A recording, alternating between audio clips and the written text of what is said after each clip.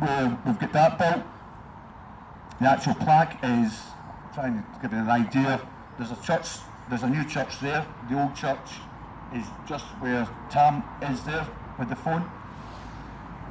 Now, it's a Labour-run council in the Rutherglen at the time. So the land goes, the church is there, the old church is there, and then between that there's a little line. Labour council own that part, which is where the old church is, and at this part of the church, the actual church own the land. Labour council didn't want us to put a plaque up at all, too Scottish, so that ain't happening. So we had to get in contact with the church.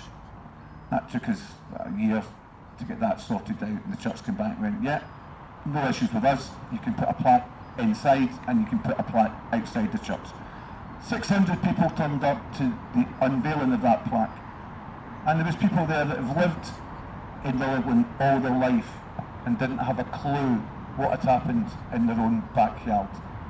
And that's why we put Bell of the Braes up, it's why we put the plaques up, to let people know, and people can go and read and actually learn about the country that they're actually living in.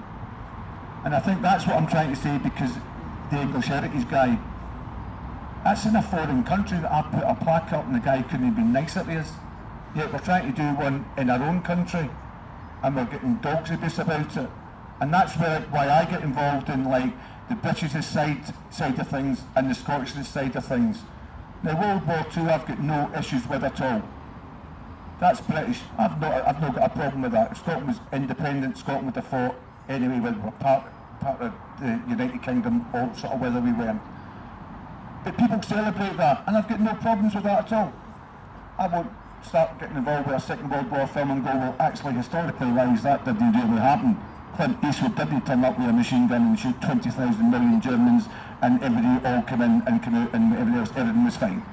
I don't do that. Nobody does that. But with Scotland, no, we don't want to get involved with that. We don't want the Scottish to then try and get a little uprising here and start to becoming more confident within themselves as a nation. And that's why Braveheart, most of it was filmed in Ireland, because Scotland didn't want it, or not Scotland, Westminster didn't want it filmed. Because I know how I feel after it, and people that I know that aren't even, I would say, Scottish nationalists or into the country, whatever else, were wanting to invade after they'd watched the film. And that's why they didn't want the film done. And people can talk about it historically wise all they like, I don't care. People went out and bought books. David had a book called On the Trail of William Wallace. That was second in the charts in Scotland at the time. People went out and bought books on William Wallace and started to read the true story of William Wallace and what actually happened. Now what we do, I've got no issues with Braveheart, it makes our job easier. We're going down schools. And I will say one thing with regards to schools, right? I still can't believe to this day that I can walk into a school armed to the teeth with weapons and nobody's phoned the police yet. Honestly, I'm walking around with swords and guns and wow, you think somebody looking that guy's going into a school there with all this gear. I think I'll be a bit sort of making a phone call, but nobody does. It's weird. But the kids love it. The kids love it because you've got somebody there. You've got swords there. You can show them that. You can talk to them about it, and it brings alive what the history of Scotland is. It's like going to Glencoe. If you read a book on the Massacre of Glencoe, John Peebles has a really good book on it.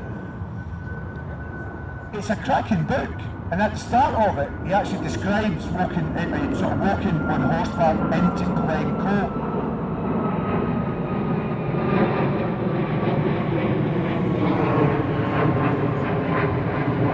I did speak to Glasgow Airport about the divert traffic, but obviously they've no listened.